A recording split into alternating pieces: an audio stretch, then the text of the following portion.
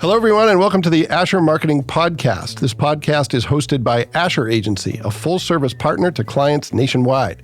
Asher's services include media planning, creative, digital and social, website development, public relations, printing and fulfillment, and more. Anything you need to connect with your prospects and tell your story. To learn more, visit asheragency.com or contact us at hello@asheragency.com. My guest is Jason Penrod. Jason, how you doing? I'm doing great. Thank you for having me. Well, thank you so much for making the trip to see us and to do this live and in person. That is especially challenging for you right now because you have a new variable in your life, and that variable is a 6-month-old child. Yes. How's that going? It's going well.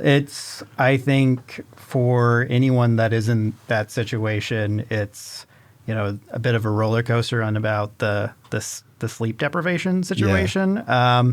Certainly the first 3 months were rough, and then we hit all right, we're kind of like professional parents now, and like she's actually sleeping at least 6 or 7 hours of the night, and now she's kind of like picked up this tendency of crawling in the middle of her sleep and hitting her head on the crib and then waking up and choosing violence. So All right. that's usually halfway through the night, 4 or 5 in the morning, she'll end up like having kind of a tiff about that. So. Yeah. Well, my son, who is now 23, the first year of his life, he didn't sleep for more than 3 hours at any stretch. So that was, I feel your pain, and I'm glad I'm no longer in the middle of that. Yeah, we've joked a couple of times. Both my wife and I are late 30s. I'm 38. She's 39. We had a child later in life. We absolutely agree that like that's when we would have wanted to do it in terms of like we're in a position in our career, that sort of thing. But we're also like, man, we probably would have been more equipped to like deal with only an hour or two of sleep a night in our early 20s. So, yeah. Yeah. Well, it seems like you're holding up well regardless. Thank you. Well, caffeine. That always helps. Yeah. So, Jason, as you know, one of the things we talk about on this podcast is career path and how marketers get into the positions they're in. So I'd like to hear a little, because you have an interesting path. Yeah. How did you get from what you studied at DePauw as a college student to where you are today? And I know that's going to take some turns, so start wherever you want. So I came to DePauw, which is in Greencastle, Indiana. I'm originally from Illinois. When I went into DePauw, I was laser focused on this idea that I was going to study poli-sci and I was going to graduate and become a lawyer. Okay. Like those were the things that I was going to do. Was that like had people in your family been lawyers, or was this just your own unique idea? It was kind of my own unique idea. Yeah. Unlike like a lot of Midwestern kids that like just like sports, like I just seem to collect all the nerdy extracurriculars. Yeah. Was in mock trials, student government, speech and acting, theater, like all of these boxes. And I thought, I think that I could do this professionally because, of course, doing it in high school with all your friends is exactly like what the career will be like. Yeah. So I just had this expectation that that's what I wanted to do. But at the end of the day, part of it was motivated by like, this will afford me like a decent or comfortable lifestyle that will allow me to have a place for creative hobbies or things like that. That was kind of the drumbeat in my mind of like, how can I be successful to facilitate like all of my creative interests that I, for whatever reason, have discounted as a professional career. Yeah. That will come back later. Okay. So I went to DePauw, and then I think about, and I was very fortunate because I've heard you talk to different lawyers that have like, once they actually got to the law firm, realized like, this is not for me. Yeah. I met an attorney, kind of job shadowed one that was in corporate law, I think about my freshman year, sophomore year, and it was easily the most depressing conversation that I've had. Like just he clearly was on the verge of burnout. Yep. I don't really know why he entertained the conversation. he talked about 60, 70-hour work weeks and like not really seeing his family and like it doesn't matter where you go to school, just do the work. Like it just was such a pessimistic, like I have no joy in life. And I think from what I understand, he later on actually quit his job because he just had enough of it and just went outside of law altogether. And I'm like, okay, this maybe not the path for me. Well, and there's a reason, a lot of times when someone's in high school or early college and they're looking at a career path, they see these salaries and they're like, that's what I want. And you sometimes forget that comes at a cost. Yeah. You're going to have to work a lot more and a lot harder and a lot more stressful situation to earn that money. That is for some people. Some people work in that environment and thrive, and others say maybe something else. Well, and I think that there's also like, particularly in the 90s, there was such a focus on like legal dramas on TV and movies and, even going farther back, like, Frank Capra films that just like romanticize this idea of a lawyer and like defending people's rights, or like you have like the William Kunslers that defended the Chicago 7 and started the ACLU. The first celebrity lawyers, if you will. And you're like, well, I would love to do that to defend people that need the help. And you're like, at the end of the day, most of what law is just like pushing paper. Yeah, and like, correct. Is that something that you want to do? The part they don't show in the movies. Doesn't make for an interesting 120 minutes runtime. So I think that I was fortunate enough to come to that epiphany within my freshman year of college. Yeah. The problem is like I might not have made the best transition as far as like come my sophomore year, like what is the next step? Like what do I actually want to do? And I think for people in that position, I made the decision that a lot of people do. I kind of fell in love with a professor. His name was Bernie Botto. He was the head of the religious studies department. This is a guy who published several books, had done archaeological digs in Egypt, in Israel. He had survived a suicide bombing in the Gaza Strip in the early 90s, and just kind of like this huge, rich life that you're just kind of like, hey, this is like... In another case where you're like, this is what it's going to be like if I follow this path. Yeah. I would love to do this. This is amazing. Yeah. And I think there was a certain amount of... I went into college 2003, 2004. This is only a few years removed from 9/11. And there were so many misconceptions about religion, particularly in the terms of Islamophobia, where I was like, I just feel like I want to know more. And I started down that path, not necessarily thinking like I'm going to graduate with a 4-year degree in religious studies. It was just like, I'm going to start taking these classes and we'll see where it goes. And then it was kind of like, this is where I think that I might become a professor. Yeah. Though that's obviously not happening. Okay. So you finish with a degree in religious studies. Yeah. Then what happens next? The economy happened. As it inevitably will. Yes. Like the Spanish Inquisition. No one expects subprime mortgages.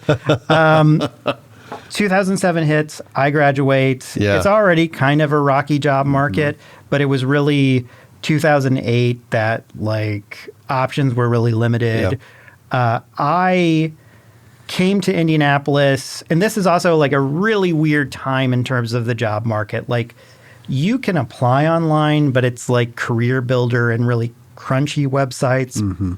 Most are still publishing job ads and like newspapers, things like that. And you probably have a parent that is telling you, well, you need to go knock on doors because that's the effective way that's not going to irritate people to give you a job.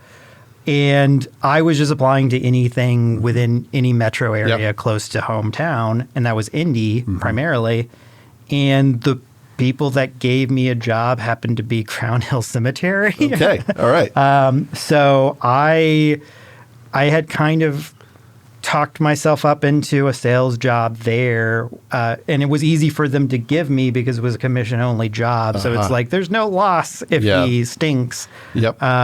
So I was, for the first year of my adult career, selling funeral insurance policies, primarily in grave sites, primarily to people before the time of death, to try to like help them make those plans in advance.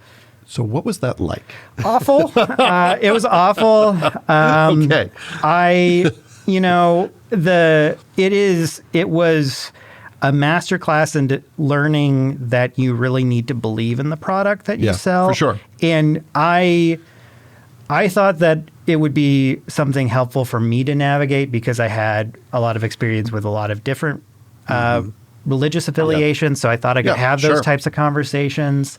I thought I could be more helpful at the time of death because we were on call from time to time to help those people. But at the end of the day, you're having conversations with people that are making guilt spins that fundamentally I'm just like, you have other things, like they're gone. Yeah. Don't buy the mahogany casket. Yeah. Like, what are you doing? Yeah. And you really, that made me a terrible salesperson because it's just like, do you really need this? Or do you think that this matters? Yeah. So I was actively talking myself out of sales. Yeah. I do think that there was a great education in seeing a lot of different, really consultative sales styles that I think made me appreciate the types of people that come with, I'm here to solve a problem for you.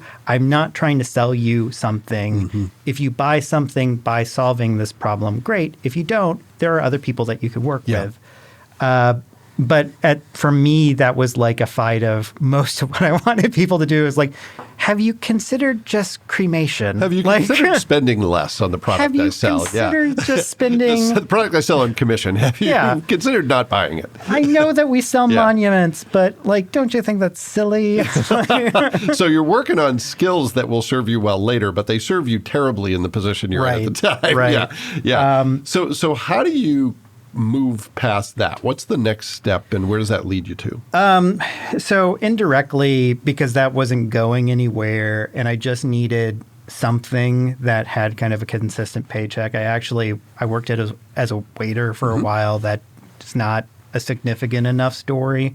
But I ended up at a call center in sales for this organization called the College Network. Has some inherent problems if you Google them.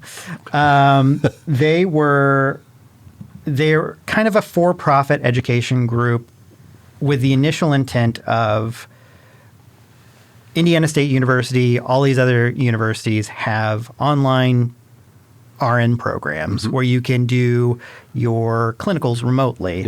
What if we partner with those universities to help you get through your gen eds ahead of time? We'll do the curriculum for that so people can test or CLEP out of them. Great idea. Ahead of its curve because, this is before online learning had really become adopted at a widespread level. I think the problem is with any sort of for-profit entity, be it ITT, Chancellor, like list goes on, it may start in a place where it genuinely is trying to solve a problem by giving more of an equitable option for education. But you are tying sales numbers and statistics to recruitment efforts, and you don't have to comply to certain standards of testing and things like that. And so you start funneling in people that have no business being there, or make concessions in a way that and you're measuring the success of the business quarter to quarter when the outcomes for the students are really going to be 5-10 years down the line, and those two things don't align really well. And I get from an outsider perspective that the education system, the university system that we have is imperfect. But aren't you glad that there is some sort of standardization with some of these things to prevent them from taking advantage of you. Sure. So I was there for 4 years. The writing on the wall kind of happened. There was a moment where our largest market was California for Indiana State University's nursing program. Okay. Interesting. I would say 40 to 50% of our students came from there.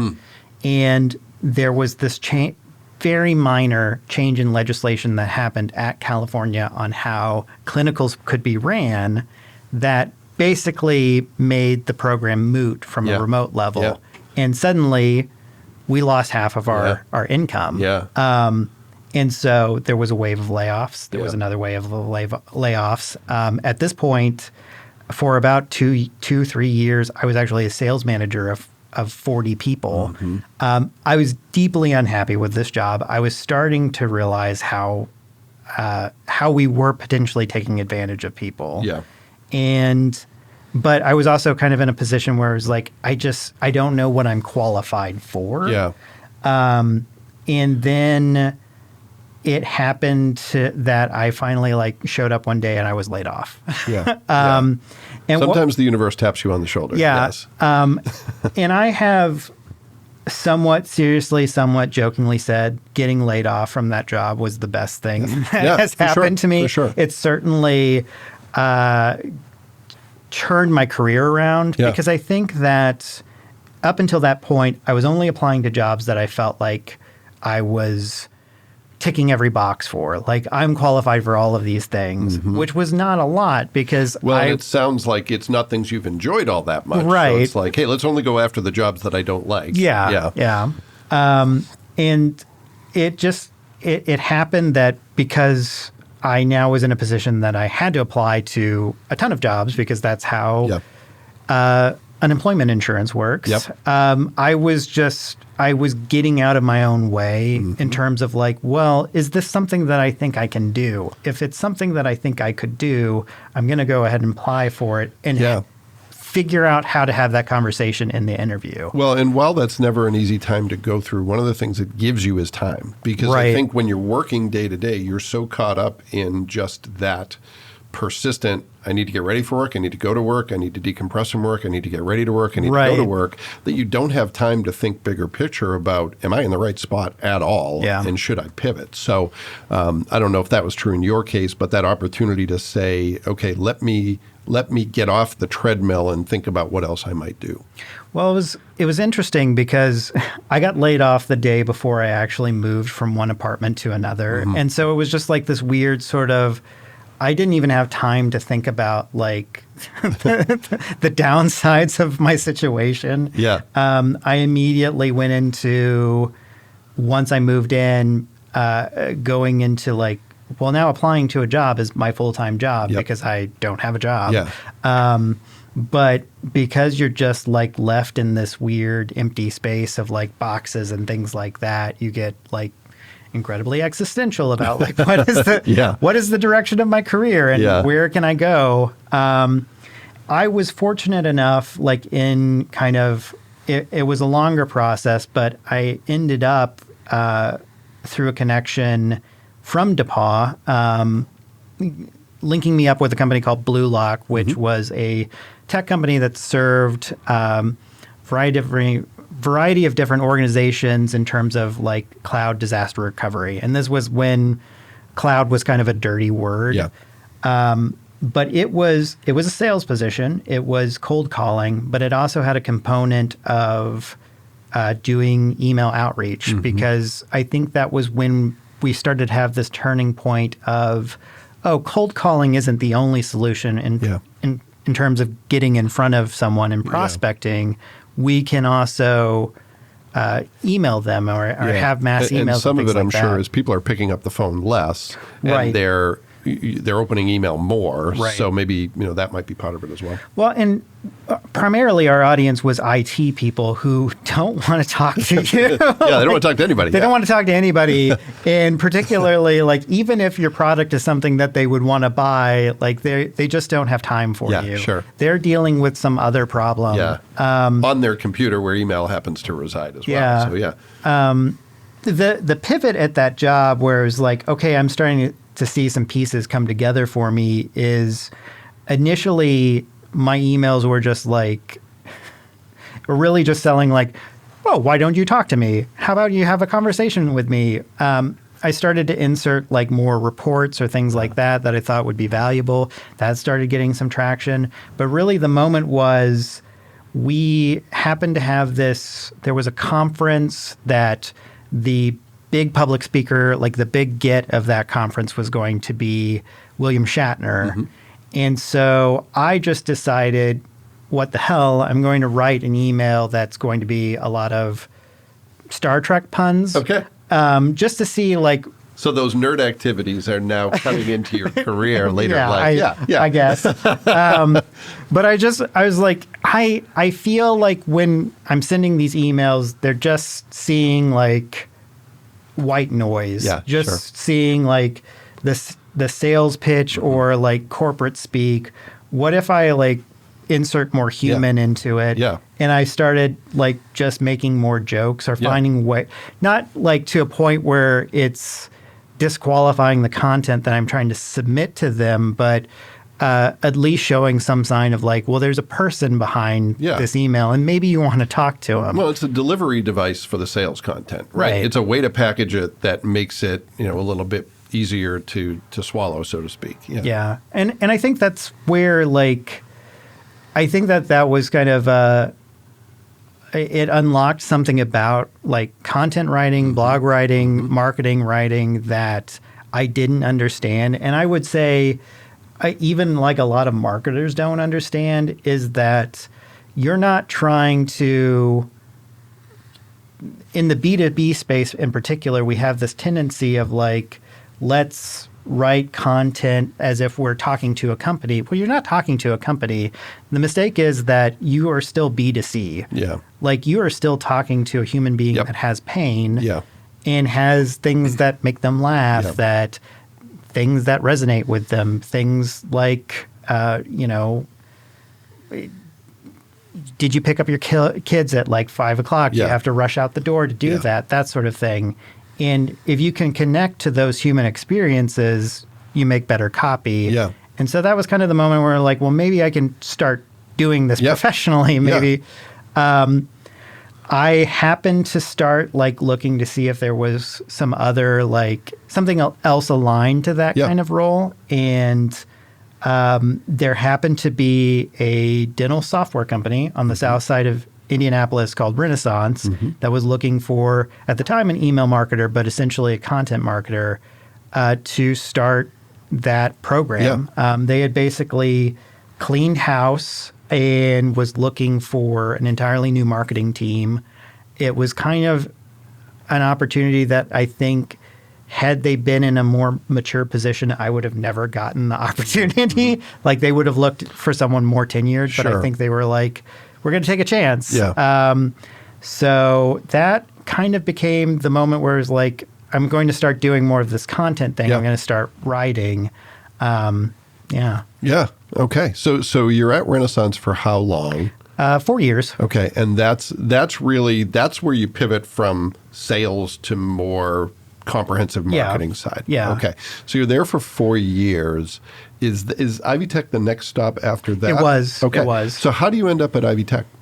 So there was a couple things that kind of showed a shift in tide for me at Renaissance. One, I had kind of felt like this is as far as my career can go here. I don't think that if I want to grow, I can do it here. Two, we had been acquired. I am someone that starts to see the writing on. I can kind of feel the writing on the wall of like, I don't know if they're going to evaluate that this department makes sense for them since they already have their own marketing team, and it eventually happened where the rest of the team was let go. But also there were just some obstacles that I knew the things that I was interested in terms of marketing, which was really blog writing, SEO, things like that. There wasn't as much, for whatever reason, buy-in from the executive level to do those types of things because they just didn't think that resonated with our market. And I'm like, if that's the case, then maybe this is not the job for me. Sure. And just happened to see the opportunity at Ivy Tech. So that was a fairly long interview process because I'm sure because that's how we connected. My role was primarily serving our C3. I'm trying to remember the term. So the smaller campuses. The smaller Ivy Tech campuses throughout the state. Who don't necessarily have their own marketing team. So in a way, like I'm all of a sudden becoming like a marketing consultant or marketing agency. The elephant in the room is that I started about 2 weeks before the world kind of collapsed. I started. So you start by driving to all these campuses to meet people in person and make those connections. Do you do any of that? I did. It was on the schedule for. I had started early March, and it was on the schedule and this is early March of 2020. So that's right. Not much time to even get in the car. This was still like. It was going on in Seattle, and that was about it. And there's like stories about Boston, and like it's kind of localized, but it's not here. And there were plans to have me go on a big campus tour and interview, like have discussions with all of the chancellors and talk about their needs and things like that. But then it was, I think, the Thursday of my second week that the first reported case of COVID was in Indianapolis, and then we were shut down. And the weirdest part was the 2 weeks after that, because, I mean, at that, from an onboarding perspective, you're like, I don't even know what to do with you because you're not quite in a position that you can help these people. So it was just kind of in limbo for 2 weeks. Of the 2 weeks that we all thought if we flattened the curve, we're going to go back to work in 2 weeks. We would be going back to work. And eventually, like I started like actually being involved in things. I think what was, I guess, a benefit of the timing of me coming in and most of my experience being on the digital side was that I think in a way I was brought in to help digital acceleration or digital transformation with these campuses. It's not that it's not successful, but a lot of these campuses do or have primarily used traditional media to promote their campuses. They like print, they like billboards, they like radio, they like TV. If I can see it, then there's value in it. And it's infinitely less complex. It's easier to understand. You can wrap your head around it. Whereas a digital ad, it's like, well, I've not seen it, so it's not working. Like, but you're not the audience.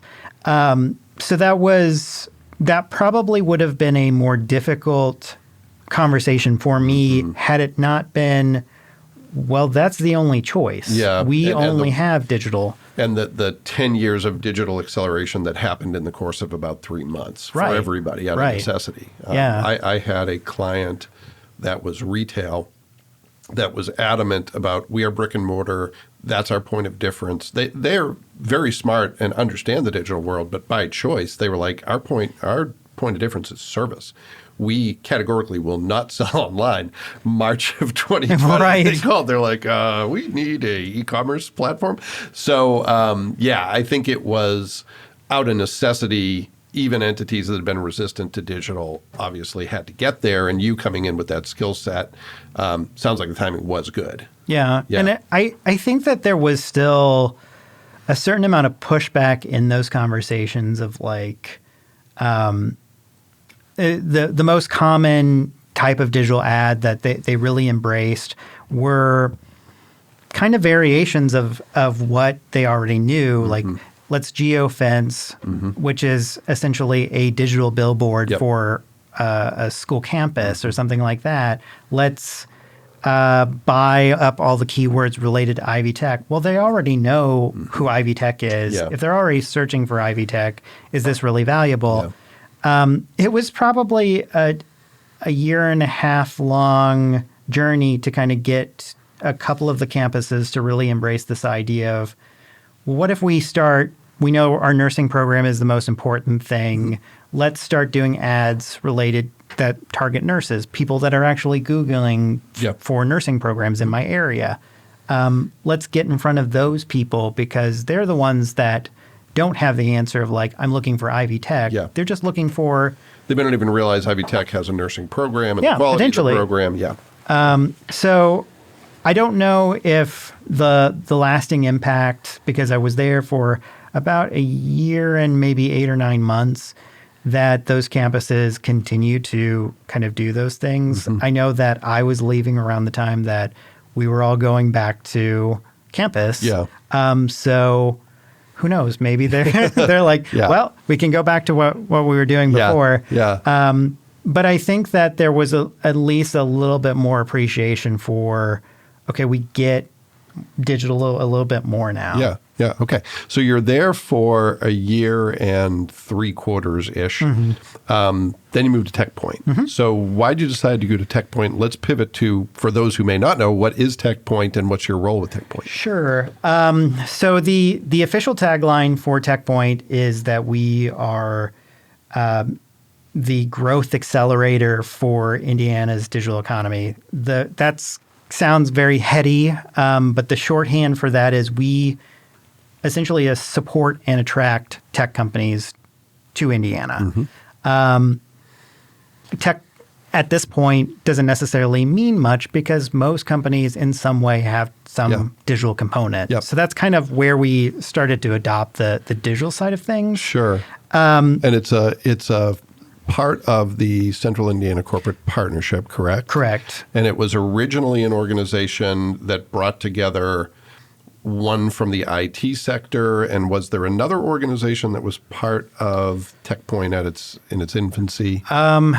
You're going to ask me questions from much longer time ago, and I feel like I can hear Joshua, who is the guy that has been there the longest, like screaming in my ear. Yeah. Okay. We don't need to know the origin. The shorthand is CICP. The parent nonprofit that I work for has a handful of initiatives that are meant to support different subsectors of Indiana's economy. Connexus supports our manufacturing and hard tech sector.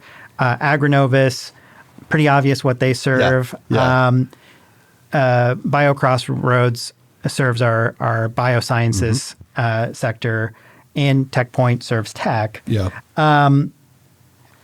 How we do that is, I think, interesting. I mean, the obvious thing would be, how do we connect companies to grants and incentive programs and things like that? But the things that we are probably most well known for are 2 programs that have actually hit their anniversary dates, pretty major anniversary dates in the next year. One is Mira and one is Extern. The Mira Awards is going to enter its 25th year next year, which is basically this big gala where the term often used is the Oscars of tech. It's where we award Startup of the Year, Scale Up of the Year, Tech Investor of the Year, Tech Educator of the Year, et cetera, et cetera. All these different awards.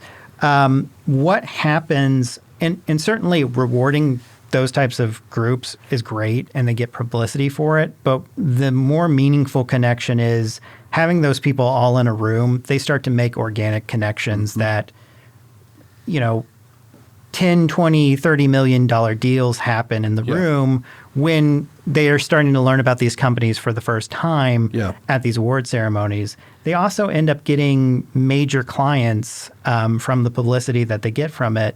There's a Southern Indiana company called RX Lightning that primarily serves the pharmaceutical industry. They had just started 2 or 3 years ago.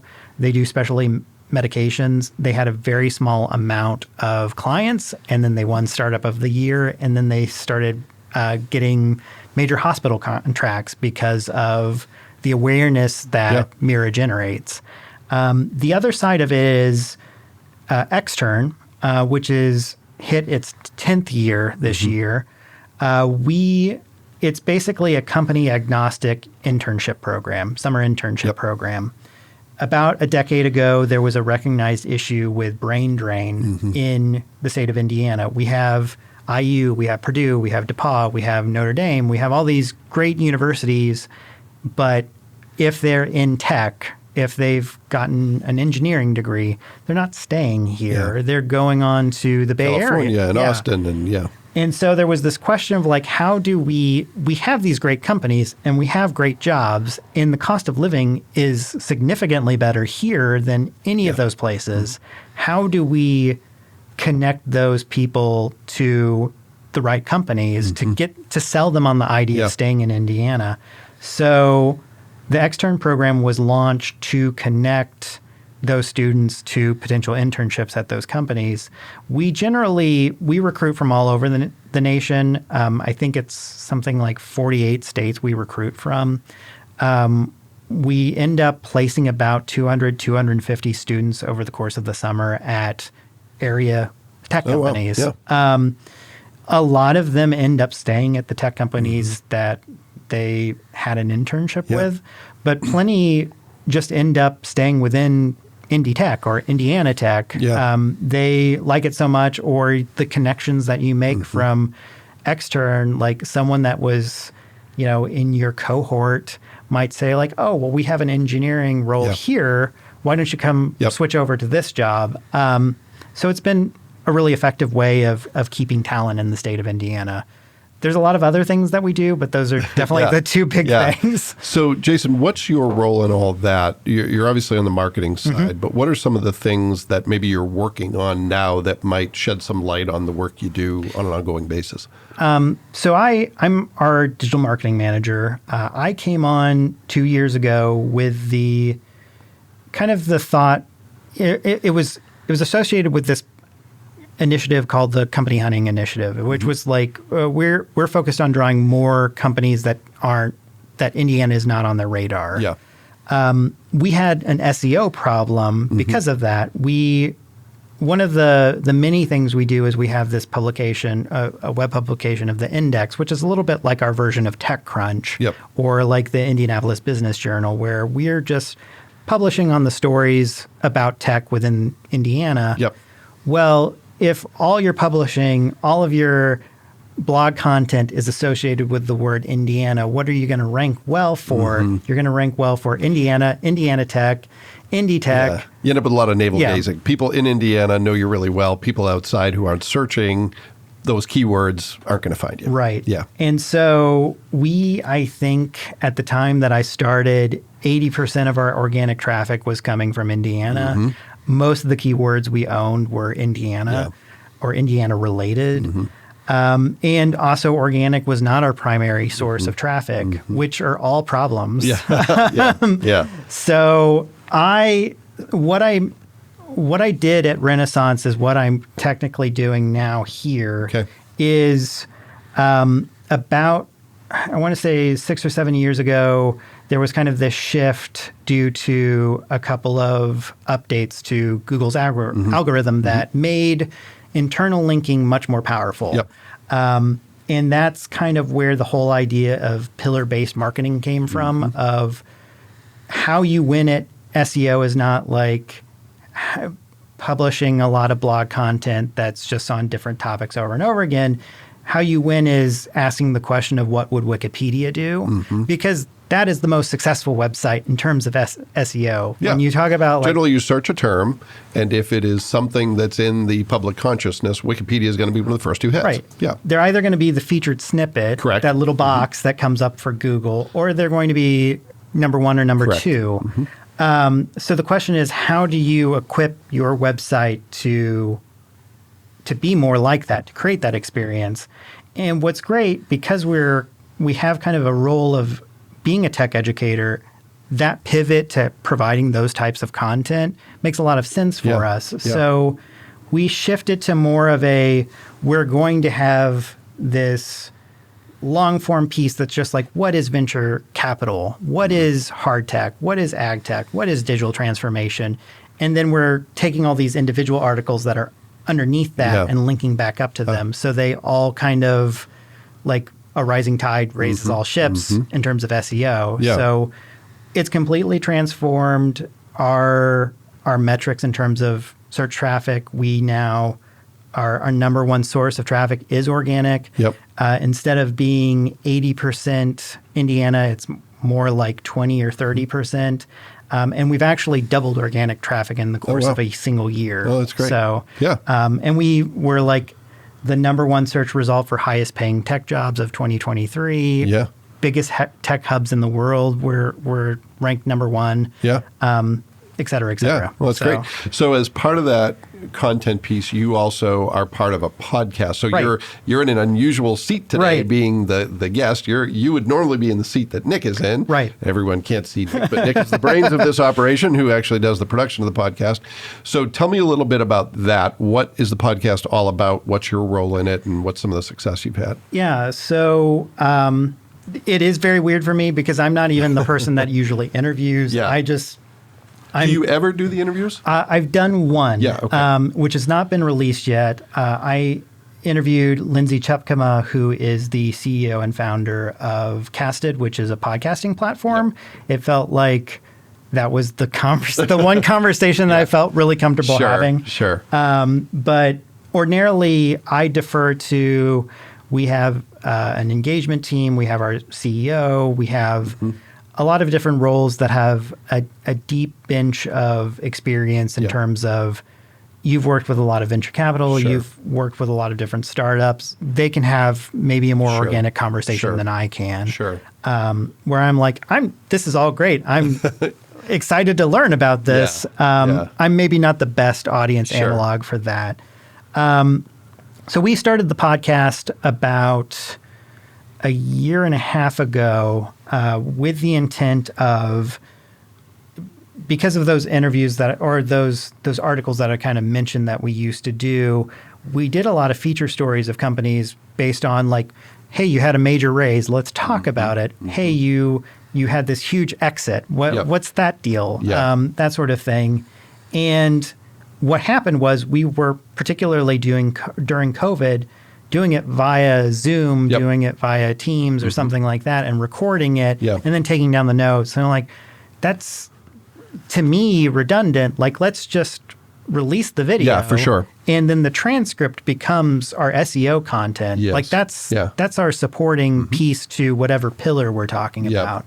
And a lot more efficient that way. And a lot more efficient. Yeah. We're not like, hey, let's listen to the interview, let's take nuggets out of here and turn it into this feature story and trying to craft a narrative around it. Let them do the work for you. Yeah, for sure. So that started along those lines.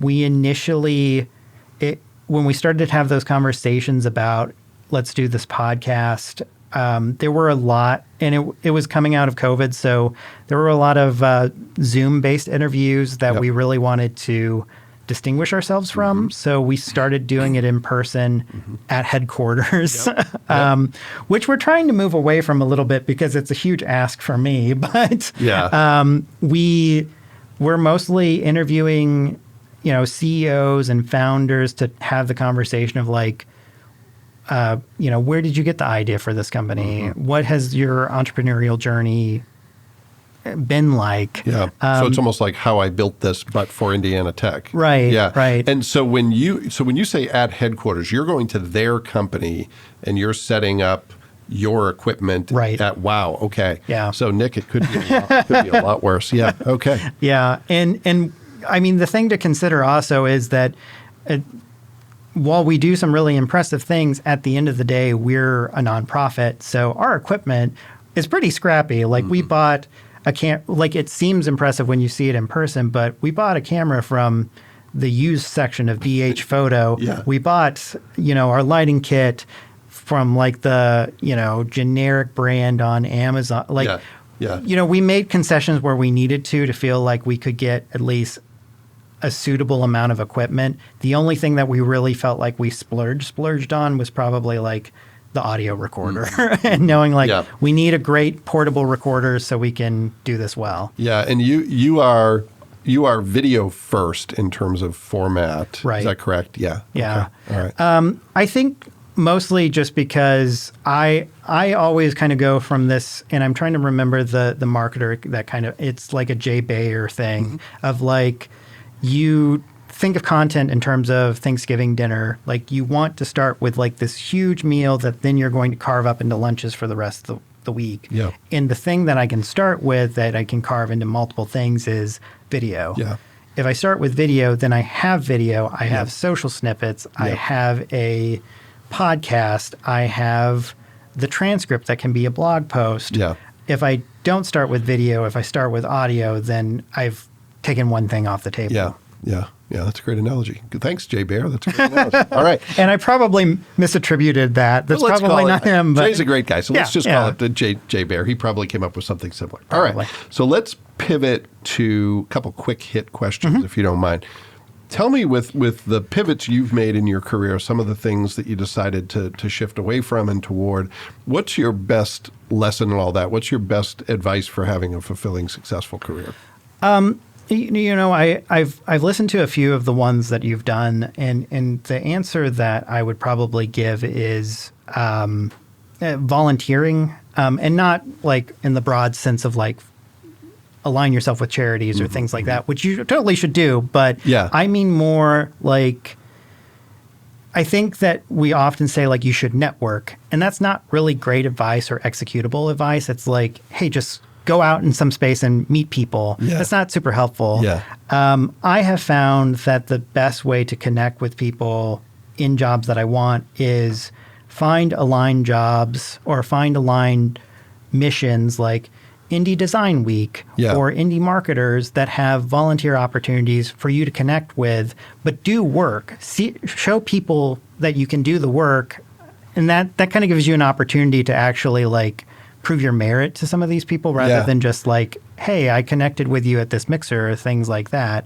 I think also adopting that mentality towards when you're actually at work at your own job. I would never have transferred from an email marketing specialist to a content strategist if I hadn't seen the opportunity that they needed a blog writer, they needed someone to write their About Us section, they needed someone to, because they didn't hire for it. Yeah. And all I said, and it's important to approach those moments with humility of like, I don't know if I'm going to be good at this, but can I try it? Yeah.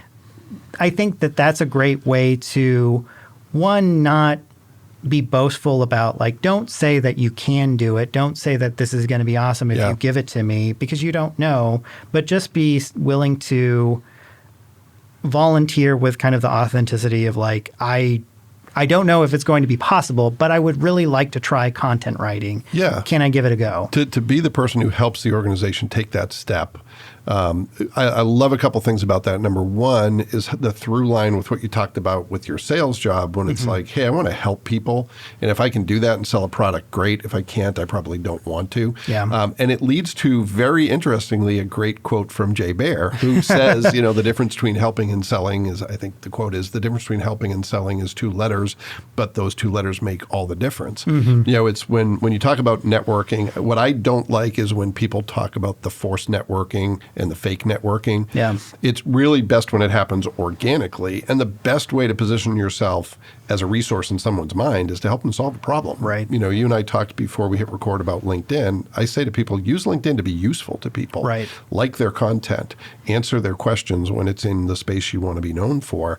And they're probably going to reciprocate if you reach out for help down the line. Right. If not, it's less likely that they will. So I think that's really good advice in a lot of different facets.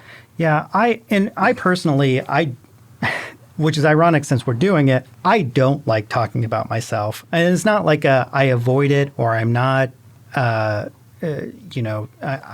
don't like social situations or things like that. I just don't, I find other people more interesting, or I find certain issues or things like that more interesting to talk about than myself. And I'm sure that there are a ton of other creative types that are just like that. Yeah. The way that you get around that in terms of networking is finding a way to help other people. Yeah.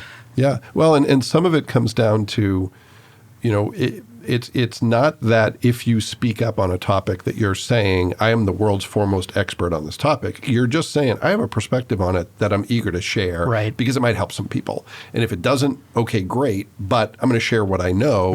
And if that's self-promotion, so be it, right? Yeah. Yeah. Okay. And I think it's also important for someone that's in their career, like you mentioned LinkedIn and helping people, and that's maybe the best way to network. I think the main thing is to not expect that relationship to be transactional. Yeah. Like, don't expect anything in return. Just do good, help people, and just hope that like career karma works in your favor. Yeah. Don't knock on their door like like remember how I helped you 2 weeks ago. Yeah. No, it's definitely not linear. Yeah. And it's just the more good stuff you put out in the universe, the more good's likely to come back. It doesn't always translate as you expect. And patience is huge. There's things that it's easier for me to say this because I'm older than you are, but there's things that have come back in a good way, but it's been 10 years. And it's like, if I was impatient, I may have short-circuited that. But, hanging around getting old is a great strategy. Yeah.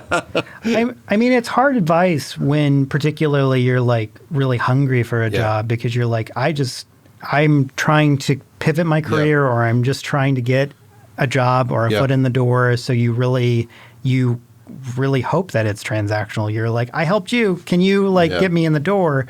But if you don't think of it that way, it'll eventually pay dividends later on of just being a good person.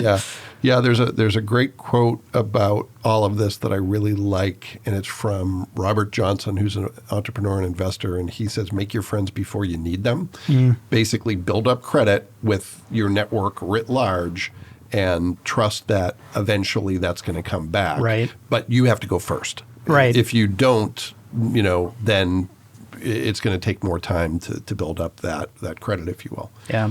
All right. Second quick hit question. We turned that into a non-quick hit question, but that's perfectly okay. Right. That's encouraged on the Asher Marketing Podcast. All right. Second quick hit question has to do with the world in which you work. What's a myth or misconception, or maybe something that's underappreciated about technology companies in Indiana, about your work as a digital marketer, whatever it is you want to address, something that you think deserves to be kind of reframed? I think the most important thing for me is, and it ties in with a pretty big initiative that TechPoint is heading up right now, that you don't actually need a degree to get a really successful career in tech. You don't necessarily even need a degree to be a developer or an IT. It helps. It is removing a barrier for you. It makes that conversation easier because you have some evidence of your career.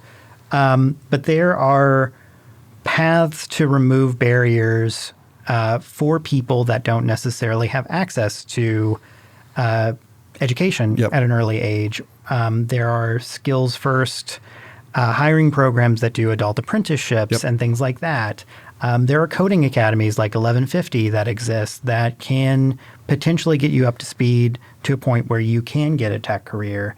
That would be the thing that, for people that have thought that this is exclusive, this is something that I can't do, that's something that I would want people to know, is that you probably can do the job. It's just, how do you find the skills to get to that point? And it doesn't necessarily mean a degree. It can be, but it's not necessarily that way. Well, especially in this environment where employers are really hungry for talent, especially in the tech space, especially in Indiana, there's a lot of opportunity if you're willing to learn, but it doesn't always require the path that maybe a generation ago people would take to get in that path. And so we have a very tangible metric about it too, in terms of what opportunity there is. There is between now and 2030, there is a 41,000 headcount gap between what is considered normal college production of tech skilled workers and the roles that we estimate Indiana will need.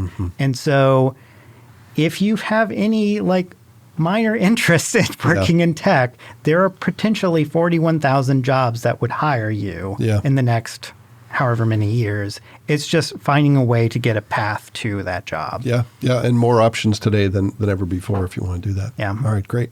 Okay, last quick hit question has to do with any tool or hack or tip or trick you use in your work, something that's important to you that you think other people should at least know about or appreciate. Now, I've had people say Google's really great. I've had people talk about pen and paper. So it doesn't have to be an app. It doesn't have to be tech-based. But what's something that you use that you think is important to you? My most surprising source of content and has been super successful is talk to your customer support team. You might have this expectation that it's going to come from the sales team. It might come from a product team. But when I was at Renaissance, we were trying to think of like, how can we create a really compelling lead hook that's going to generate a lot of interest in our product.